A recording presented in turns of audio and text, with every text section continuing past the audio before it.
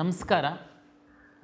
2026 ವಿವಿಧ ವೃತ್ತಿಪರ ಕೋರ್ಸುಗಳಿಗೆ ನಾವು CET ರ್ಯಾಂಕ್ ಆಧರಿಸಿ ನಾವು ಈಗಾಗಲೇ ಮಾಕ್ ರಿಸಲ್ಟ್ ಬಿಟ್ಟಿದ್ವಿ.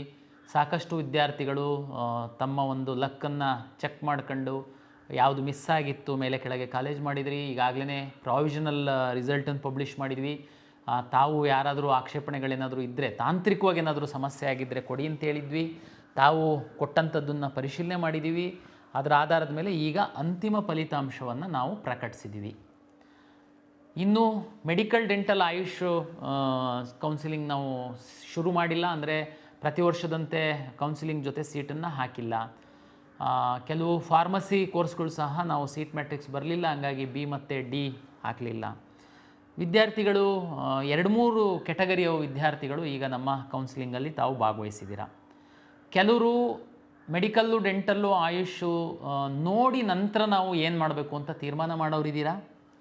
ಕೆಲವು ವಿದ್ಯಾರ್ಥಿಗಳು ಕೇವಲ ನಂದು ಇಂಜಿನಿಯರಿಂಗ್ದಿತ್ತು, ವೆಟರ್ನರಿದಿತ್ತು, ಅಗ್ರಿಕಲ್ಚರ್ದಿತ್ತು, ನನಗೆ ಮೆಡಿಕಲ್ಲಿಗೆ ಡೆಂಟಲ್ಲಿಗೆ ಏನು ಸಂಬಂಧ ಇಲ್ಲ ಅನ್ನುವಂಥ ವಿದ್ಯಾರ್ಥಿಗಳು ನಮ್ಮ ಕೌನ್ಸಿಲಿಂಗಲ್ಲಿ ಇದ್ದೀರಾ. ಬಹುತೇಕ ನಮ್ಮಲ್ಲಿ 1,000 ಕೋರ್ ಬ್ರಾಂಚಿಂದು ಇಂಜಿನಿಯರಿಂಗ್ ಸೀಟ್ಗಳು ಮೇ ಬಿ ಆಪ್ಷನ್ ಎಂಟ್ರಿ ತಾವು ಯಾರೂ ಮಾಡಿಲ್ಲ ಅನ್ನೋ ಕಾರಣಕ್ಕೆ ಅಲಾಟ್ ಆಗಿಲ್ಲ. ಉಳಿದಂತೆ ಬಹುತೇಕ ಸೀಟ್ಗಳು ಅಲಾಟ್ ಆಗಿದೆ. ನಾವೇನು ಆಫರ್ ಮಾಡಿದ್ವಿ ಅಷ್ಟು ಅಲಾಟ್ ಆಗಿದೆ. ಈಗೇನಪ್ಪ ಮಾಡಬೇಕು? ನಾನು 10 ದಿವಸ ನಿಮಗೆ ಸಮಯ ಕೊಡ್ತಾಯಿದ್ದೀನಿ.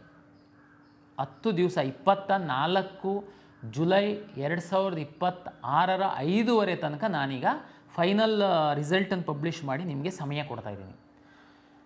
ಯಾರೆಲ್ಲ ನಮ್ಮ ಕೌನ್ಸಿಲಿಂಗಲ್ಲಿ ಭಾಗವಹಿಸಿದ್ದೀರಾ, ಕೆಲವರಿಗೆ ಸೀಟು ಸಿಕ್ಕಿರುವಂಥವ್ರು ಏನಿದ್ದೀರಾ, ತಮಗೆ ನಾನು ಹೇಳ್ತೀನಿ ಏನು ಮಾಡಬೇಕು ನೀವು ಫಲಿತಾಂಶದ ನಂತರ. ಇದು ಮೊದಲ ಸುತ್ತಿನ ಫಲಿತಾಂಶ ಇದೆ. ಜೊತೆಗೆ ಈ ಹಿಂದೆ ಏನಾಗ್ತಾಯಿತ್ತು, ನಮಗೆ 2ನೇ ರೌಂಡಲ್ಲಿ ವಿಶೇಷ ಕೋಟದಲ್ಲಿ ರಿಸರ್ವ್ ಆಗಿರುವಂತಹ ಸೀಟ್ಗಳನ್ನ ನಾವು ಕನ್ವರ್ಟ್ ಮಾಡ್ತಿದ್ವಿ. ಈ ಬಾರಿ ನಾವು ಸರ್ಕಾರದಲ್ಲಿ ಆರಂಭದಿಂದನೂ ಇದು ಚರ್ಚೆ ಮಾಡಿ ಮೊದಲ ಸುತ್ತಿನಲ್ಲೇ ನಾವು ಕನ್ವರ್ಟ್ ಮಾಡಿದ್ವಿ. ಸ್ಪೋರ್ಟ್ಸಿಗೆ ಸಂಬಂಧಪಟ್ಟಂಥದ್ದು ರಿವೈಸ್ಡ್ ಲಿಸ್ಟ್ ಆಗಿದ್ದಕ್ಕೋಸ್ಕರ ನಾವು ಸ್ಪೋರ್ಟ್ಸನ್ನು ಮಾತ್ರ ತೆಗೆದಿಟ್ಟಿದ್ದೀವಿ. ಉಳಿದಂತಹ ಎಲ್ಲ ಕೆಟಗರಿಯ ಎಲ್ಲ ವಿಶೇಷ ಕೆಟಗರಿ ಸೀಟ್ಗಳನ್ನ ಉಳಿದ್ರೆ ಫಸ್ಟು ಅಲಾಟ್ ಮಾಡುವಾಗ ಮ್ಯಾಕ್ಸಿಮಮ್ಮು ಏನು ವಿಶೇಷ ಕೆಟಗರಿ ವಿದ್ಯಾರ್ಥಿಗಳಿದ್ದಾರೆ ಅವ್ರುಗಳಿಗೆ ಹಂಚಿಕೆ ಮಾಡಲಾಗುತ್ತೆ. ಮಾಡಿ ಸಹ ಇನ್ನೂ ಏನಾದರೂ ಸೀಟ್ ಉಳಿತು ಅಂತಂದರೆ ಅದನ್ನು ನಾವು ಕನ್ವರ್ಟ್ ಮಾಡಿ ಅಲಾಟ್ ಮಾಡಿದ್ವಿ.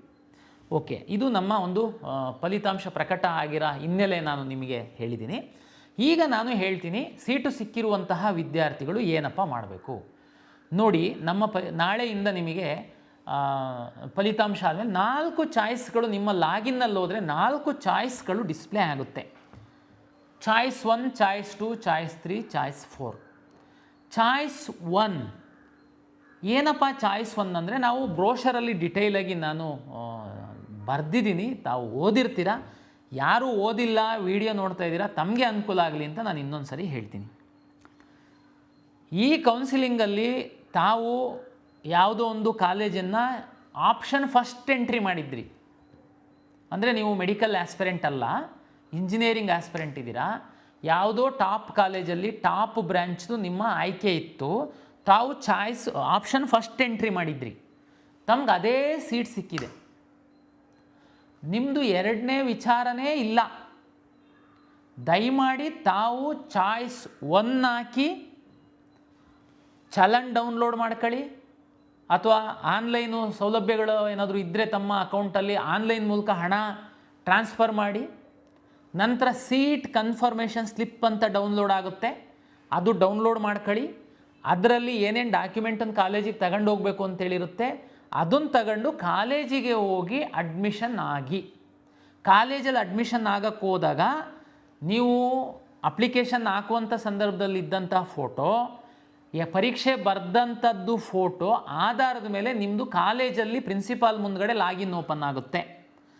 ಅಲ್ಲಿ ನಿಮಗೆ ಅಡ್ಮಿಷನ್ ಆರ್ಡ್ರು ಜನ್ರೇಟ್ ಆಗುತ್ತೆ. ಅಡ್ಮಿಷನ್ ಆರ್ಡ್ರು 2 ಕಾಪಿ ನಿಮಗೊಂದು ಕೊಡ್ತಾರೆ, ಕಾಲೇಜಲ್ಲಿ ಒಂದು ಇಟ್ಕೊಳ್ತಾರೆ. ನೀವೆಲ್ಲ ದಾಖಲೆಗಳನ್ನ ಅಲ್ಲಿ ಕೊಡ್ತೀರಾ, ಅಡ್ಮಿಷನ್ ಆಗ್ತೀರಾ.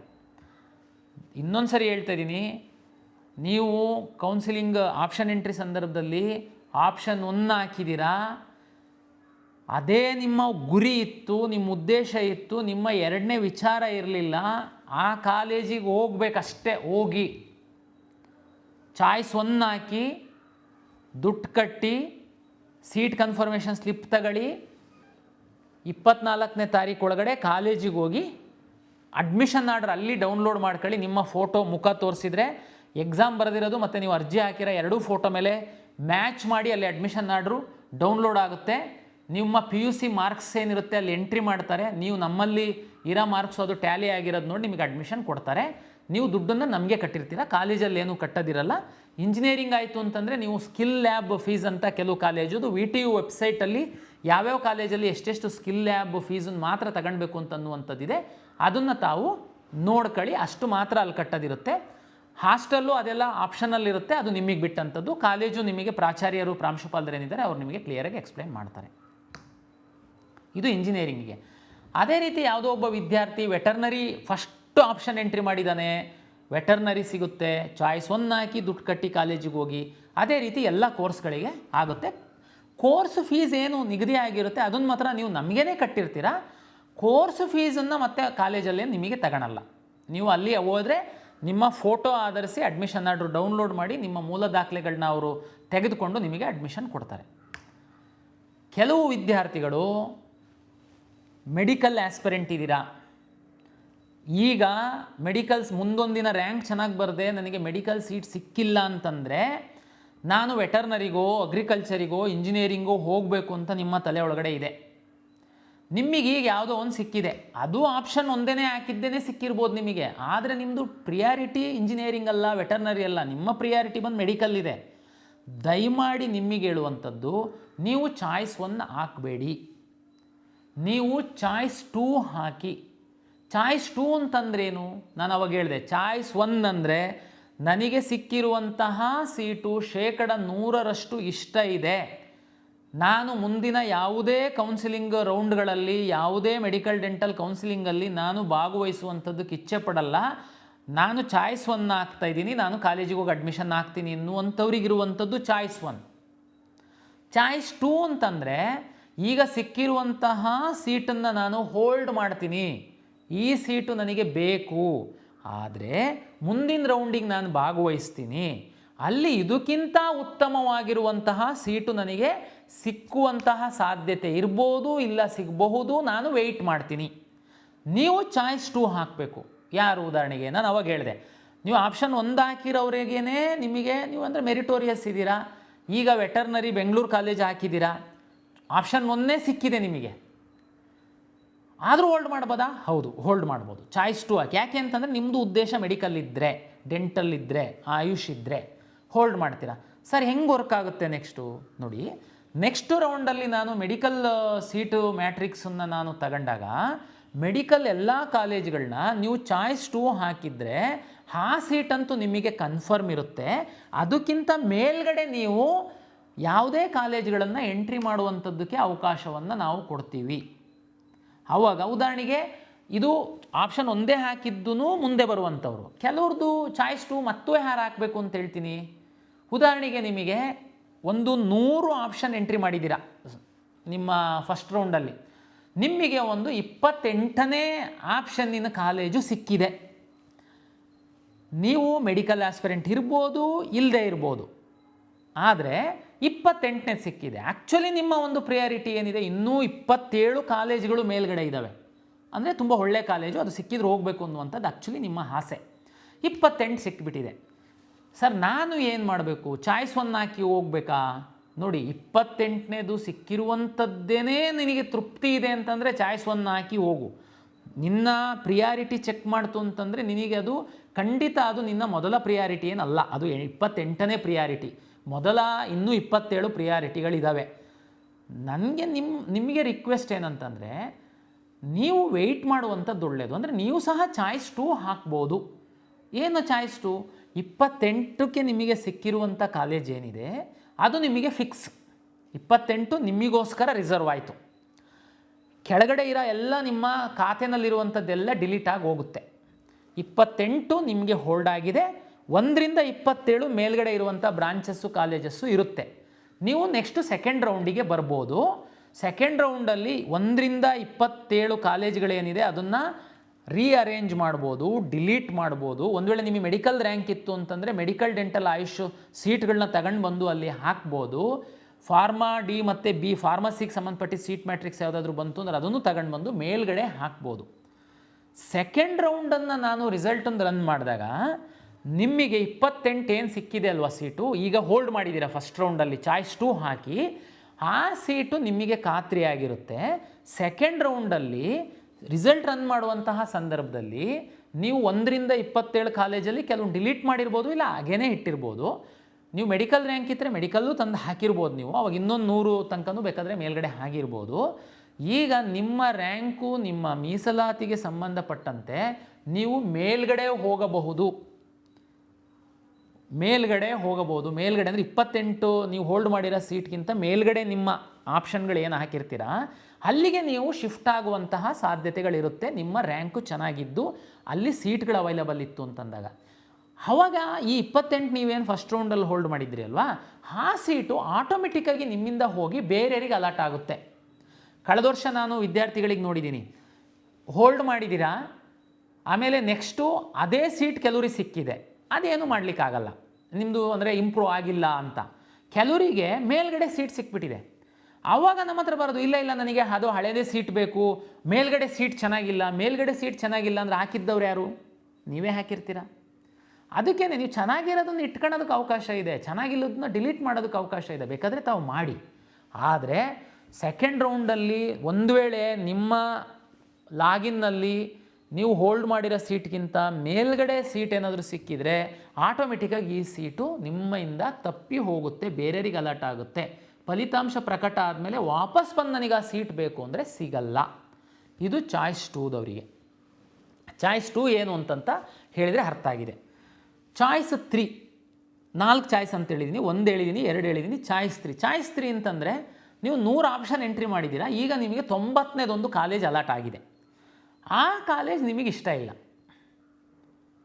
ಹೋಲ್ಡ್ ಮಾಡಿ ಇಟ್ಕೊಂಡು ನಾನು ಏನು ಮಾಡಬೇಕಾಗಿಲ್ಲ. ಯಾಕೆಂದರೆ ಹೋಲ್ಡ್ ಮಾಡಿರೋದು ಹೆಂಗಿರುತ್ತೆ ಅಂತಂದರೆ ನಿಮಗೆ ಮೇಲ್ಗಡೆ ಅಪ್ಗ್ರೇಡ್ ಆಗಿಲ್ಲ ಅಂತಂದರೆ ಅದು ಫಿಕ್ಸ್ ಆಗಿಬಿಡುತ್ತೆ. ನಿಮಗೆ ಸೆಕೆಂಡ್ ರೌಂಡಲ್ಲಿ ನೀವು ಹೋಗಲೇಬೇಕಾಗುತ್ತೆ ಕಾಲೇಜಿಗೆ. ಆದರೆ ಆ ಕಾಲೇಜೇ ನಿಮಗೆ ಇಷ್ಟ ಇಲ್ಲ, ನೀವು ಹಾಕ್ಬಿಟ್ಟಿದ್ರೆ ಅಲಾಟ್ ಆಗಿದೆ. ಅಂಥ ಸಂದರ್ಭದಲ್ಲಿ ನೀವು ಆವಾಗ ಚಾಯ್ಸ್ 2 ಹಾಕಿ ಹೋಲ್ಡ್ ಮಾಡಿದಾಗ ಏನಾಗುತ್ತೆ, ನಾನು ಅವಾಗ ಹೇಳಿದೆ ಅಲ್ಲ, 28ನೇ ಕಾಲೇಜ್ ಅಲಾಟ್ ಆಗಿದ್ದು ನೀವು ಅದನ್ನು ಹೋಲ್ಡ್ ಮಾಡಿದಾಗ 29ರಿಂದ ಇರೋದೆಲ್ಲ ನಿಮ್ಮ ಲಾಗಿನಿಂದ ಡಿಲೀಟ್ ಆಗಿ ಹೋಗ್ಬಿಡುತ್ತೆ. ಮೇಲಿಂದ ಇರುವಂಥದ್ದು ಮಾತ್ರ 27ರ ತನಕ ಇರುತ್ತೆ. ಬಟ್ ಚಾಯ್ಸ್ 3 ಹಾಕಿದರೆ ನನಗೆ ಹೇಳ್ದಂಗೆ 100 ಆಪ್ಷನ್ ಎಂಟ್ರಿ ಮಾಡಿದ್ದೀರಾ, ನಿಮಗೆ 98ನೇ ಕಾಲೇಜ್ ಅಲಾಟ್ ಆಗಿದೆ. ಈಗ ನೀವು ಅಕಸ್ಮಾತು 98ನೇ ಕಾಲೇಜು ತುಂಬ ಚೆನ್ನಾಗಿಲ್ಲ, ನಿಮಗೆ ಇಷ್ಟನೇ ಇಲ್ಲ, ಏನೋ ಹಾಕುವಾಗ ಹಾಕ್ಬಿಟ್ಟಿದೆ, ಸಿಕ್ಕಿದೆ, ನಾನು ಹೋಲ್ಡ್ ಮಾಡಿ ನಮ್ಮ ಗ್ರಾಚಾರಕ್ಕೆ ಏನಾದ್ರು ನೆಕ್ಸ್ಟ್ ರೌಂಡಲ್ಲಿ ಅದೇ ಸಿಕ್ಬಿಡ್ತು ಅಂತಂದರೆ ಕಷ್ಟ ಆಗುತ್ತೆ ಅಂತ ನಿಮ್ಮ ತಲೆ ಒಳಗಡೆ ಇದ್ದರೆ ಚಾಯ್ಸ್ 3 ಹಾಕಿ. ಚಾಯ್ಸ್ 3 ಅಂದರೆ ನಿಮಗೆ ಸಿಕ್ಕಿರುವಂತಹ 98ನೇ ಸೀರಿಯಲ್ ನಂಬರಿನ ಕಾಲೇಜು ನಿಮ್ಮ ಲಾಗಿನ್ನಿಂದ ಡಿಲೀಟ್ ಆಗಿ ಹೋಗುತ್ತೆ. 100 ಆಪ್ಷನ್ನಲ್ಲಿ 98 ಸಿಕ್ಕಿತ್ತು, ಚಾಯ್ಸ್ 3 ಹಾಕಿದ್ದೀರಾ, ಅದು ಡಿಲೀಟ್ ಆಗಿ ಹೋಗಿದೆ. ಇನ್ನು ನಿಮ್ಮ ಲಾಗಿನ್ನೊಳಗಡೆ 99 ಕಾಲೇಜು ಉಳಿಯುತ್ತೆ. ಸೆಕೆಂಡ್ ರೌಂಡಿಗೆ ಬಂದಾಗ ಈ 99 ಕಾಲೇಜಲ್ಲಿ ನೀವು ಮೇಲೆ ಕೆಳಗೆ ಮಾಡ್ಬೋದು, ಡಿಲೀಟ್ ಮಾಡ್ಬೋದು. ನಿಮ್ಮ ಮೆಡಿಕಲ್ ರ್ಯಾಂಕ್ ಇದ್ದರೆ ನೀಟ್ ರ್ಯಾಂಕ್ ಆಧರಿಸಿ ಅಲರ್ಟ್ ಮಾಡುವಂಥ ಸೀಟ್ಗಳನ್ನ ಸಹ ನೀವು ತಂದು ಹಾಕ್ಬೋದು. ಇದು ಚಾಯ್ಸ್ 3. ಚಾಯ್ಸ್ 4 ಅಂತ ಒಂದಿದೆ. ನೀವು ಒಂದು 100 ಆಪ್ಷನ್ ಎಂಟ್ರಿ ಮಾಡಿದ್ದೀರಾ, ನಿಮಗೆ ಯಾವುದೋ ಒಂದು 50-60 ಯಾವುದೋ ಒಂದು ಕಾಲೇಜ್ ಸಿಕ್ಕಿದೆ. ಆದರೆ ಈ ನಮ್ಮ ಕೌನ್ಸಿಲಿಂಗ್ ನಡೆಯುವ ಮಧ್ಯದಲ್ಲಿ ತಾವು ಲಾಂಗ್ ಟರ್ಮಿಗೆ ಹೋಗಿ ಕೂತಿದ್ದೀರಾ. ಈ ಕೌನ್ಸಿಲಿಂಗ್ ನಡೆಯುವ ಮಧ್ಯದಲ್ಲಿ ನಿಮ್ಮ ಮನೆಯವ್ರು ತಗೊಂಡು ನಿಮಗೆ ಮ್ಯಾನೇಜ್ಮೆಂಟಿಗೆ ಅಡ್ಮಿಷನ್ಸ್ ಮಾಡಿದ್ದಾರೆ. ನಮ್ಮ ಕೌನ್ಸಿಲಿಂಗ್ ನಿಮಗೆ ಅಗತ್ಯ ಇಲ್ಲ. ಚಾಯ್ಸ್ 4 ಅಂದರೆ ನಾನು ಕೌನ್ಸಿಲಿಂಗಿಂದ ಎಕ್ಸಿಟ್ ಆಗ್ತೀನಿ, ನಾನು ಮುಂದುವರ್ಸಲ್ಲ ಕೌನ್ಸಿಲಿಂಗು ಅಂತ ಚಾಯ್ಸ್ 4 ಹಾಕಿದರೆ ನೀವು ಹೊರಗಡೆ ಹೋಗ್ತೀರಾ. ಈಗ ನಾನು ಏನು ಸೀಟ್ ಅಲಾಟ್ ಮಾಡಿದ್ದೀನಿ ಎಲ್ಲ ಕೋರ್ಸ್ಗಳಲ್ಲಿ, ನಾನು 24ನೇ ತಾರೀಕು ಸಂಜೆ 5:30 ತನಕ ನೀವು ಈ ಎಲ್ಲ 1 ಹಾಕಿ ಅಥವಾ 2 ಹಾಕಿ 3 ಹಾಕಿ 4 ಹಾಕಿ ನಿಮ್ಮ ಮನೆಯವ್ರ ಜೊತೆ ಕೂತ್ಕೊಂಡು ಚರ್ಚೆ ಮಾಡಿ ನೀವು ಚಾಯ್ಸ್ ಹಾಕಿ ಅಂತ ನಾನು ಹೇಳ್ತಾ ಇದ್ದೀನಿ. ಕೆಲವು ವಿದ್ಯಾರ್ಥಿಗಳು ಯಾವುದೂ ಚಾಯ್ಸ್ ಹಾಕಲ್ಲ, ಅವರಿಗೆಲ್ಲರಿಗೆ ನಾವು ಆಟೋಮೆಟಿಕ್ಕಾಗಿ ಚಾಯ್ಸ್ 4 ಮಾಡ್ತೀವಿ, ಅವರೆಲ್ಲರನ್ನೂ ಹೊರಗಡೆ ಹಾಕ್ತೀವಿ. ಓಕೆ, ಇದು ಚಾಯ್ಸ್ 1, 2, 3, 4ಗೆ ಸಂಬಂಧಪಟ್ಟಂತೆ ಹಿಂದಿನ ಒಂದು ನಮ್ಮ ಅನುಭವದ ಮೇಲೆ ವಿದ್ಯಾರ್ಥಿಗಳ ಹಿತದೃಷ್ಟಿಯಿಂದ ಕೆಲವು ಬದಲಾವಣೆಗಳನ್ನು ನಾವು ಮಾಡಿದ್ದೀವಿ. ಈ ಚಾಯ್ಸಿಗೆ ಸಂಬಂಧಪಟ್ಟಂತೆ ಏನಾಗ್ತಿತ್ತು ಏನು ಮಾಡ್ತಿತ್ತು ಅಂತ ಸಂಕ್ಷಿಪ್ತವಾಗಿ ಹೇಳೋದಾದರೆ, ಕೆಲವು ವಿದ್ಯಾರ್ಥಿಗಳು ಏನು ಮಾಡ್ತೀರಾ, ಚಾಯ್ಸ್ 2 ಹಾಕ್ಬಿಡ್ತೀರಾ, ಲಾಕ್ ಆಗಿಬಿಡುತ್ತೆ. ಆಮೇಲೆ ಮನೆಯವ್ರ ಹತ್ರ ಫ್ರೆಂಡ್ಸ್ ಹತ್ರ ಮಾತಾಡುವಾಗ ಇಲ್ಲ ಅದು ಚೆನ್ನಾಗಿದೆ ಕಾಲೇಜು, ಚಾಯ್ಸ್ 1 ಹಾಕೋಗಿ ಅಡ್ಮಿಷನ್ ಆಗಬೇಕು ಅಂತ ಆಗಲ್ಲ. ಸಬ್ಮಿಟ್ ಮಾಡಿದ ಮೇಲೆ ಚಾಯ್ಸ್ 3 ಹಾಕ್ತೀರಾ, ಆಮೇಲೆ ಯಾರೋ ಹೇಳ್ತಾರೆ ಅದು ಯಾಕೆ ಚಾಯ್ಸ್ 3 ಹಾಕಿದೆ, ಆ ಕಾಲೇಜ್ ಚೆನ್ನಾಗಿತ್ತು, ನೀನು ಹೋಲ್ಡ್ ಮಾಡಿ ಹೋಗಬೇಕಾಗಿತ್ತು, ನೀನು ಚಾಯ್ಸ್ 2 ಹಾಕಬೇಕಾಗಿತ್ತು ಅಂತ ಸಬ್ಮಿಟ್ ಮಾಡಿದರೆ ಆಗಲ್ಲ. ಚಾಯ್ಸ್ 4 ಹಾಕಿ ಎಕ್ಸಿಟ್ ಆಗಿರ್ತೀರಾ, ಆಮೇಲೆ ಮನಸ್ಸು ಚೇಂಜ್ ಆಗುತ್ತೆ, ಇಲ್ಲ ನಾನು ಕೌನ್ಸಿಲಿಂಗಲ್ಲಿ ಭಾಗವಹಿಸಬೇಕು, ಚಾಯ್ಸ್ 3ನೋ 2ನೋ ಹಾಕಬೇಕು ಅಂತ ಅನಿಸುತ್ತೆ. ಇದಕ್ಕೆ ಅವಕಾಶಗಳಿರಲಿಲ್ಲ. ಏನಾಗ್ತಿತ್ತು, ಒಂದು ಸರಿ ಲಾಕ್ ಆಗ್ತಿದ್ದಂಗೆ ಪ್ರತಿ ದಿವಸ 500ರಿಂದ 1000 ವಿದ್ಯಾರ್ಥಿಗಳಿಗೆ ಬರಲಿಕ್ಕೆ ಶುರು ಮಾಡ್ತಿದ್ರಿ. ನಮ್ಮದು ಸಿಸ್ಟಮೇ ಆ ರೀತಿ ಇರಲಿಲ್ಲ. ಒಂದು ಸರಿ ಲಾಕ್ ಮಾಡಿದ್ದೀರಾ, ನಿಮ್ಮ ಹಣೆ ಬರ ಹೋಗಿ ಅಂತ ನಮ್ಮವರು ಕಳಿಸ್ತಾಯಿದ್ರು. ಈ ಸರಿ ಚಾಯ್ಸ್ 1 ಹಾಕಿ, ಇವತ್ತು ಚಾಯ್ಸ್ 1 ಹಾಕ್ತೀರಾ, ಚಲನ್ ಡೌನ್ಲೋಡ್ ಮಾಡ್ತೀರಾ, ದುಡ್ಡು ಇನ್ನೂ ಕಟ್ಟಿಲ್ಲ, ಮನ್ಸು ಚೇಂಜ್ ಆಗುತ್ತೆ ನಿಮ್ಮದು. ಮತ್ತೆ ಲಾಗಿನ್ ಆಗಿ ಚಾಯ್ಸ್ 2 ಹಾಕಿ, ಚಾಯ್ಸ್ 2 ಹಾಕಿದ್ದೀರಾ, ಮನೇಲಿದ್ದೀರಾ. 2 ದಿನ ಆದಮೇಲೆ ನಿಮ್ಮ ಮನೇಲಿ ಹೇಳ್ತಾರೆ ಇಲ್ಲ ನೀನು ಕಾಲೇಜಿಗೆ ಹೋಗಿ ಅಡ್ಮಿಷನ್ ಆಗಿಬಿಡು, ಅದೇ ಚೆನ್ನಾಗಿದೆಯಂತೆ ಅಂತ.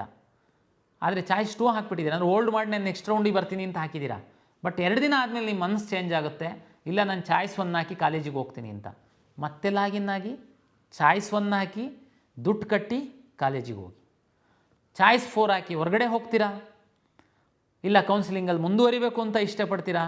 2 ದಿನ ಆದಮೇಲೆ 3 ದಿನ ಆದಮೇಲೆ ಮತ್ತೆ ಲಾಗಿನ್ ಆಗಿ ಯಾವುದು ಚಾಯ್ಸು 3 ಹಾಕ್ತೀರಾ 2 ಹಾಕ್ತೀರಾ ಮಾಡ್ಕೊಳ್ಳಿ. ಚಾಯ್ಸ್ 3 ಹಾಕಿರ್ತೀರಾ, ಮನಸ್ಸು ಚೇಂಜ್ ಆಗುತ್ತೆ, ಬನ್ನಿ. ಹಾಗಾಗಿ ಇದು ನಿಮಗೆ ಫ್ರೀ ಬಿಟ್ಟಿದ್ದೀವಿ. ನಿಮ್ಮ ಲಾಗಿನ್ನಲ್ಲಿ ಮುಖ ತೋರಿಸಿ ಲಾಗಿನ್ ಆಗ್ತೀರಾ, ನೀವು ಚಾಯ್ಸನ್ನು ಆ ಕಡೆ ಈ ಕಡೆ ಮಾಡ್ಬೋದು. ಇದರಲ್ಲಿ ಒಂದು ಕಂಡೀಷನ್ ಏನಂದರೆ, ನಮ್ಮ ಕೊನೆ ದಿನ ಏನಿದೆ 24ನೇ ತಾರೀಕು 5:15, ಅದರೊಳಗಡೆ ನೀವೇನಾದರೂ ಮನಸ್ಸು ಚೇಂಜ್ ಆದರೆ 24ನೇ ತಾರೀಕು ನಮ್ಮದು ಫಸ್ಟ್ ರೌಂಡಿಂದ ಅಡ್ಮಿಷನ್ನು ಲಾಸ್ಟ್ ಆದಮೇಲೆ ನಿಮ್ಮ ಮನಸ್ಸು ಚೇಂಜ್ ಆದರೆ ನಾವು ನಿಮಗೆ ಹೆಲ್ಪ್ ಮಾಡೋದಕ್ಕಾಗಲ್ಲ. ದುಡ್ಡು ಕಟ್ಟಿ ಚಾಯ್ಸ್ 1 ಹಾಕ್ತೀರಾ, ಚಲನ್ ಡೌನ್ಲೋಡ್ ಮಾಡ್ಕೊಳ್ತೀರಾ, ದುಡ್ಡು ಕಟ್ತೀರಾ, ಆಮೇಲೆ ಮನಸ್ಸು ಚೇಂಜ್ ಆದರೂ ನಾನು ಹೆಲ್ಪ್ ಮಾಡೋಕ್ಕಾಗಲ್ಲ. ಚಾಯ್ಸ್ 1 ಹಾಕ್ತೀರಾ, ದುಡ್ಡು ಕಟ್ತೀರಾ, ಕಾಲೇಜಿಗೆ ಹೋಗಿ ಅಡ್ಮಿಷನ್ ಹಾಕ್ತೀರಾ, ಆಮೇಲೆ ನಿಮ್ಮ ಮನಸ್ಸು ಚೇಂಜ್ ಆದರೆ ನೀವು KEಗೆ ಬರಬೇಕು, ಅಧಿಕೃತವಾಗಿ ಫೈನ್ ಕಟ್ಟಬೇಕು, ಸೀಟ್ ಕ್ಯಾನ್ಸಲೇಷನ್ ಮಾಡ್ಕೊಳ್ಬೇಕು.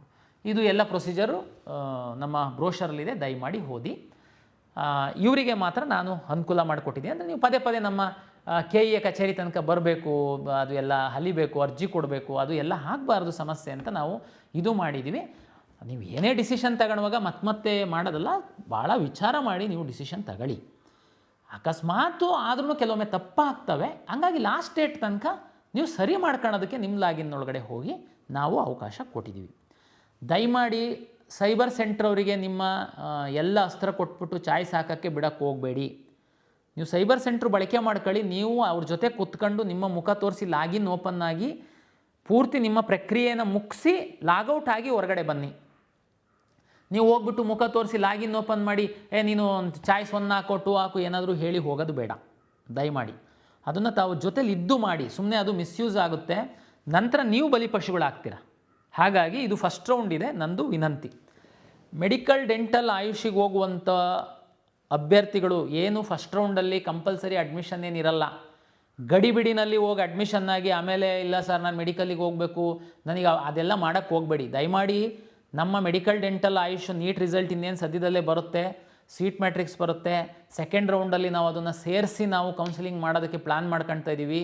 ಒಂದು ವೇಳೆ ನೀಟ್ ರ್ಯಾಂಕ್ ಇದ್ದು ನಿಮ್ಮ ಆದ್ಯತೆ ನೀಟ್ ರ್ಯಾಂಕ್ ಆಧರಿಸಿ ಇತ್ತು ಅಂತಂದರೆ ದಯಮಾಡಿ ಅಡ್ಮಿಷನ್ ಆಗಬೇಡಿ.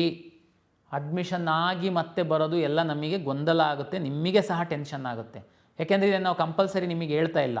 ಅಂಥವರು ದಯಮಾಡಿ ಚಾಯ್ಸ್ 2 ಹಾಕ್ಕೊಂಡು ವೆಯ್ಟ್ ಮಾಡಿ, ಏನು ಸಮಸ್ಯೆ ಆಗಲ್ಲ ನಿಮಗೆ. ಯಾಕೆಂದರೆ ಈಗ ಸಿಕ್ಕಿರೋದು ಬೆಸ್ಟ್ ಆಫ್ ದಿ ಬೆಸ್ಟ್ ಇದೆ. ಯಾಕೆಂದರೆ ನಾವು ಆಲ್ರೆಡಿ ಡಿ ಕ್ಯಾಟಗರೈಸೇಷನ್ ಮಾಡಿರೋದ್ರಿಂದ ತುಂಬ ಸೀಟ್ಗಳು ನಿಮಗೆ ಸಿಕ್ಕಿರುತ್ತೆ. ಆದ್ರೂ ಆಮೇಲೆ ಇನ್ನೊಂದು ಉದಾಹರಣೆಗೆ ಸರ್ ನನಗೆ 4ನೇ ಆಪ್ಷನ್ ಸೀಟ್ ಸಿಕ್ಕಿದೆ ಸರ್, ಇನ್ನೊಂದು 3 ಜಂಪ್ ಆಗ್ಬೋದಾ, ನಾನು ಮೇಲೆ ಹೋಗ್ಬೋದಾ? ನನ್ನ ವೈಯಕ್ತಿಕವಾಗಿ ಹೇಳೋದಾದರೆ ನಿಮಗೆ ಆಗುವಂಥ ಸಾಧ್ಯತೆಯೇ ಜಾಸ್ತಿ ಇರುತ್ತೆ ಅಂತ ಹೇಳ್ತೀನಿ ನಾನು. ಯಾಕೆ ಅಂತ ಹೇಳ್ತೀನಿ, ಯಾಕೆಂದರೆ ಎಷ್ಟರ ಮಟ್ಟಕ್ಕೆ ಅನ್ನೋದು ಗೊತ್ತಿಲ್ಲ ನಾನು, ಬಟ್ ಅವಕಾಶಗಳು ಜಾಸ್ತಿ ಅಂತ ಅಷ್ಟೇ ಹೇಳ್ತೀನಿ ನಾನು. ಯಾಕೆಂದರೆ ನಿಮಗೇ ಗೊತ್ತಿದೆ, ನಮ್ಮ ರಾಜ್ಯದ ಮೆಡಿಕಲ್ ಡೆಂಟಲ್ ಆಯುಷ್ ವಿದ್ಯಾರ್ಥಿಗಳು ಸಹ ಈ ಕೌನ್ಸಿಲಿಂಗಲ್ಲಿ ಭಾಗವಹಿಸಿದ್ದಾರೆ. ಅವರೆಲ್ಲ ಒಂದೊಂದು ಟಾಪ್ ಕಾಲೇಜ್, ಮೆರಿಟೋರಿಯಸ್ ಸ್ಟೂಡೆಂಟ್ ಇದ್ದವರೆಲ್ಲ ಒಂದೊಂದು ಟಾಪ್ ಕಾಲೇಜಲ್ಲಿ ಸೀಟ್ ಇಟ್ಕೊಂಡಿದ್ದಾರೆ. ಅವರು ಮುಂದಿನ ಸುತ್ತಿನಲ್ಲಿ ಮೆಡಿಕಲ್ಲಿಗೆ ಹೋಗ್ತಿದ್ದಂಗೆ ಅವರು ಆ ಸೀಟನ್ನು ರಿಲೀಸ್ ಮಾಡ್ತಾರೆ. ಆ ಸೀಟು ಆಟೋಮೆಟಿಕ್ಕಾಗಿ ನಿಮ್ಗಳಿಗೆ ಅನುಕೂಲ ಆಗ್ತಾ ಹೋಗುತ್ತೆ, ನೀವು ಸ್ವಲ್ಪ ಸ್ವಲ್ಪ ಮೇಲ್ಗಡೆ ಹೋಗ್ತೀರಾ. ಅಂದರೆ ಇದು ನಿಮಗೆ ಸಹಾಯ ಆಗುತ್ತೆ. ಹಾಗಾಗಿ ನೀವು ಇದನ್ನೆಲ್ಲ ವಿಚಾರ ಮಾಡಿ ತಾವು ತೀರ್ಮಾನ ಮಾಡಿ, ತುಂಬ ಕ್ಲಾರಿಟಿ ಇದ್ದು ಕಾಲೇಜಿಗೆ ಹೋಗ್ತೀನಿ, ನಂದು ಇಷ್ಟನೇ ಅದಿತ್ತು, ಅದೇ ಕಾಲೇಜ್ ಸಿಕ್ಕಿದೆ, ದಯಮಾಡಿ ಹೋಗಿ ಅಡ್ಮಿಷನ್ ಆಗಿ. ಇದು 2026 ಕೌನ್ಸಿಲಿಂಗಿನ ಮೊದಲ ಸುತ್ತಿನ ಫಲಿತಾಂಶದ ನಂತರ ವಿದ್ಯಾರ್ಥಿಗಳು ಏನೆಲ್ಲ ಮಾಡಬೇಕು ಅಂತನ್ನುವಂಥದ್ದನ್ನು ನಾನು ಸಂಕ್ಷಿಪ್ತವಾಗಿ ನಿಮಗೆ ತಿಳಿಸ್ಕೊಟ್ಟಿದ್ದೀನಿ. ಹೆಚ್ಚಿನ ಮಾಹಿತಿ ಮತ್ತು ವಿವರ ಬೇಕು ಅಂತಂದರೆ KEA ವೆಬ್ಸೈಟಲ್ಲಿ ಬ್ರೋಷರ್ ಇದೆ, ದಯಮಾಡಿ ಫ್ರೀ ಇದ್ದಾಗ ಒಮ್ಮೆ ಓದಿ. ಅಲ್ಲಿ ಚಾಯ್ಸ್ಗಳದ್ದು ಪರಿಣಾಮಗಳೇನಿರುತ್ತೆ, ಚಾಯ್ಸ್ ಅಂದರೆ ಇನ್ನೂ ವಿವರವಾಗಿ ಕೊಟ್ಟಿದ್ದಾರೆ. ಬಹುತೇಕ ಇದರಿಂದ ನಿಮಗೆ ಸಹಾಯ ಆಗುತ್ತೆ ಅಂತ ಭಾವಿಸ್ತೀನಿ. ಯಾರು ಗಡಿಬಿಡಿ ಮಾಡಬೇಡಿ. ಯಾವುದೇ ಚಾಯ್ಸನ್ನು ಹಾಕುವಾಗ ದಯಮಾಡಿ ನೀವು ಮನೆಯವ್ರ ಜೊತೆ ಚರ್ಚೆ ಮಾಡಿ ಚಾಯ್ಸ್ ಹಾಕಿ, ನಂತರ ಅಲ್ಲಿ ಇಲ್ಲಿ ತೊಂದರೆಗೆ ಸಿಗಾಕೊಂಡು ಓಡಾಡಕ್ಕೆ ಹೋಗಬೇಡಿ ಅಂತೇಳಿ ವಿನಂತಿಯನ್ನು ಮಾಡ್ತೀನಿ. ಎಲ್ಲರಿಗೂ ಶುಭವಾಗಲಿ.